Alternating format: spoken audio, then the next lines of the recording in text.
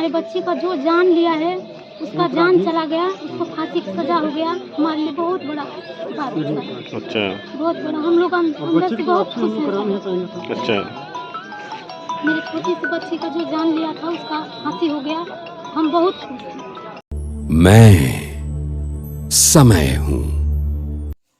आज की मुख्य खबरों में आपका एक बार फिर स्वागत है। मैं हूं मुस्कान सिंह, आप देख रहे हैं न्याय चक्र एनसीटीवी। आज हम कुछ विशेष चुनिंदा खबरों पर नजर डाल लेते हैं, जिनमें प्रमुख रूप से बेहोश किए बिना 23 महिलाओं की कर दी नसबंदी, दर्द से रही तड़पती, आरबीआई द्वारा जारी डिजिटल करेंसी में महात्मा गांधी की फोटो गायब, कैशलेस एक साजिश तो नहीं। सोनभद्र में 7 वर्षीय बच्ची के रेपिस्ट व हत्यारे को 2 साल में ही सुना दी फांसी की सजा। सोनभद्र की ये अब तक चौथी फांसी बताई जाती है। सराहनीय कदम, थाने से गायब हुए हथियार। अब खबरें विस्तार से।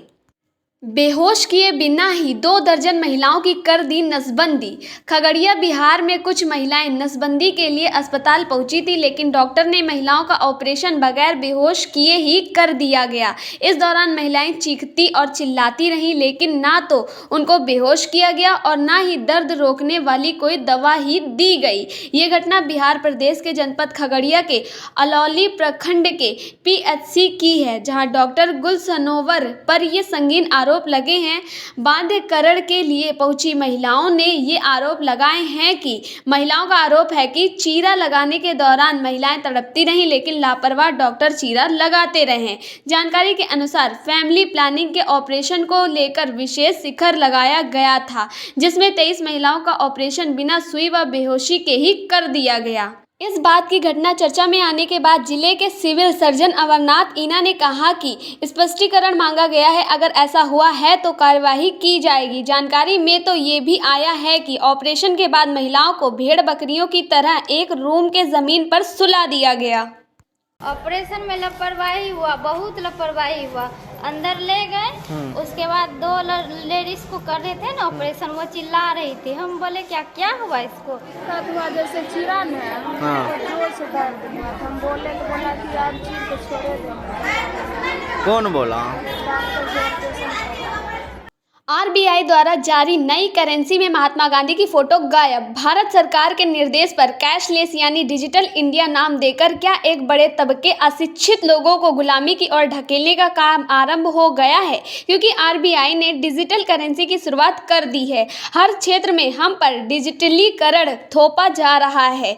इनके ही तहत बैंक बंद की जा रही हैं। इसके अलावा ये समझना जरूरी है कि डिजिटल करेंसी के मूल में कैश का खात्मा कर नकदी लेन देन को समाप्त करना है। अब कैश ही व्यक्तिगत स्वायत्तता का आखिरी क्षेत्र बचा है, क्योंकि सरकारें नियंत्रित नहीं कर सकती, इसीलिए इसका खात्मा जरूरी है। मगर सरकार असली मकसद नहीं बताएगी, बल्कि भलाई ही बताएगी और फायदा बताकर इसे बेचा जाएगा, जबकि खबरें छापी जाएगी कि लूटपाट घटी है, लेकिन ये नहीं बताया जाएगा कि बैंकों में घोटाले आसमान छूने लगे हैं, हैकिंग की घटनाएं बढ़ गई हैं। वहीं पर यह भी कहा जाएगा कि अमीर अपनी आमदनी नहीं छिपा पाएंगे, जबकि गला मध्यम व गरीब लोगों का काटा जाएगा। यह सबसे बड़ा सोचनीय विषय है। अगर अब गौर करें तो सरकार गरीबों व मध्यम श्रेणी के व्यक्तियों के लिए ठीक नहीं कर रही है। अभी हाल में जो डिजिटल करेंसी आरबीआई ने जारी किया है, उसमें महात्मा गांधी जी की फोटो गायब करना इसका प्रमुख उदाहरण है।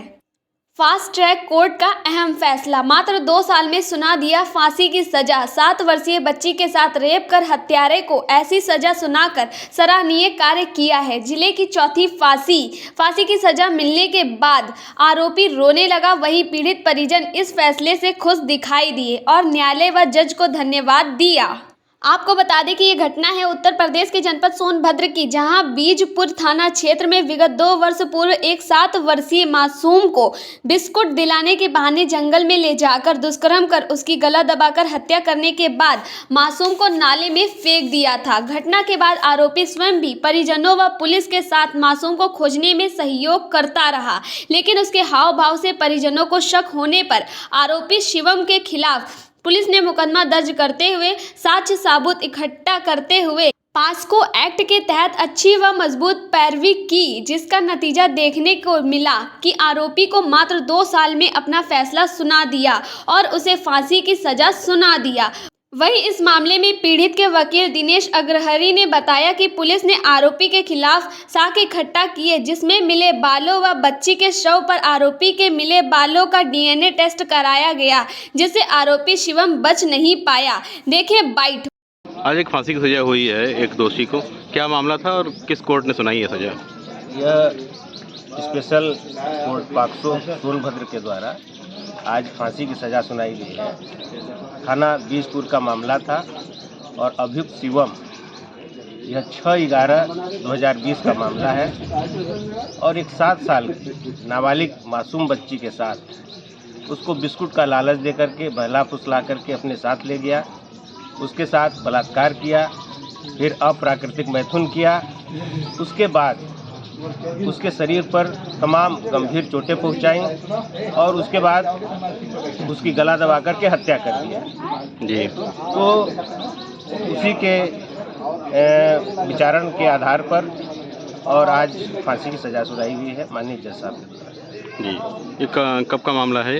ये 6/11/2020 का मामला है जी। और इसमें जो मृतिका थी उसके अंडर गारमेंट्स से जी।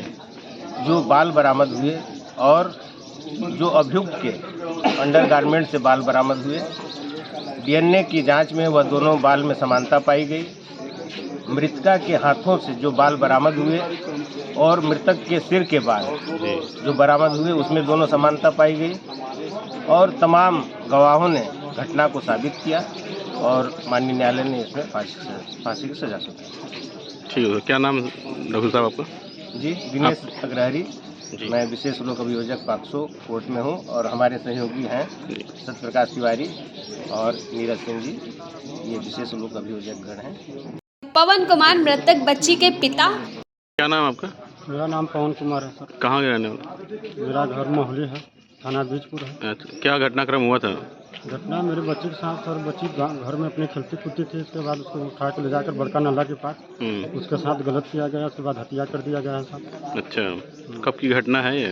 ये सर घटना है 6/11/2020 की है सर। अच्छा, तो ये किस तरह की दिक्कत आई? मतलब उसको तुरंत पकड़ लिया गया था या बाद तो पुलिस पकड़ी थी? नहीं सर, उसके खोज जो हम लोग किया, उसके बाद नहीं मिली बच्ची, उसके देहांत भर में बच्ची मिली है सर। अच्छा, तो काफ़ी दिन हो गया इस घटना को? तो हाँ, घटना तो हो गया सर काफ़ी दिन। अच्छा, कैसा लग रहा फिर आपको इतने दिनों बाद न्याय मिला? सर कैसा लग रहा है सर पूरा पता तो नहीं है हमको, लेकिन 2 साल 2.5 साल के आसपास होने जा रहा है सर। बहुत अच्छा लग रहा है सर, हम लोग को इंसाफ मिल गया। हाँ, हमारे नीलम मृतक बच्ची की माँ। अच्छा, हमारे बच्ची का जो जान लिया है उसका जान चला गया, उसको फांसी की सजा हो गया, हमारे लिए बहुत बड़ा बात है सर। अच्छा, बहुत बड़ा, हम लोग अंदर से बहुत खुश हैं। अच्छा, मेरी छोटी सी बच्ची का जो जान लिया था उसका फांसी हो गया, हम बहुत खुश हैं। ठीक। क्या नाम आपका? नीलम देवी। ये रिपोर्ट भेजी थी न्याय चक्र NCTV सोनभद्र के संवाददाता करणपाल प्रदीप ने। सोनभद्र की ये पहली घटना नहीं है, जिले में अभी तक ये 4थी फांसी की सजा सुनवाई गई है। पंजाब में एक थाने से हथियार गायब होने की बड़ी खबर आई है। ये खबर है भटिंडा से, जहां दियालपुर थाने से हथियार गायब होने की घटना है। यहां कुल 10 हथियार से अधिक लाइसेंस हथियार गायब हुए हैं। ये वो हथियार है जो लोगों ने थाने में जमा कराए थे। हालांकि मुंशी पर एक्शन लेते हुए सस्पेंड कर दिया गया। वह मास्टरमाइंड बताया जा रहा है। इस घटना से लोगों में रोष है। वहीं कई सवाल खड़े नजर आने लगे हैं कि थाने से इस तरह हथियारों का गायब होना चिंता का विषय है। इसके चलते पुलिस के हाथ पांव फूल गए। इस पर आपकी क्या राय है? अपने सुझाव में कमेंट बॉक्स में देना ना भूलें। तब तक के लिए देखते रहें न्याय चक्र NCTV। धन्यवाद।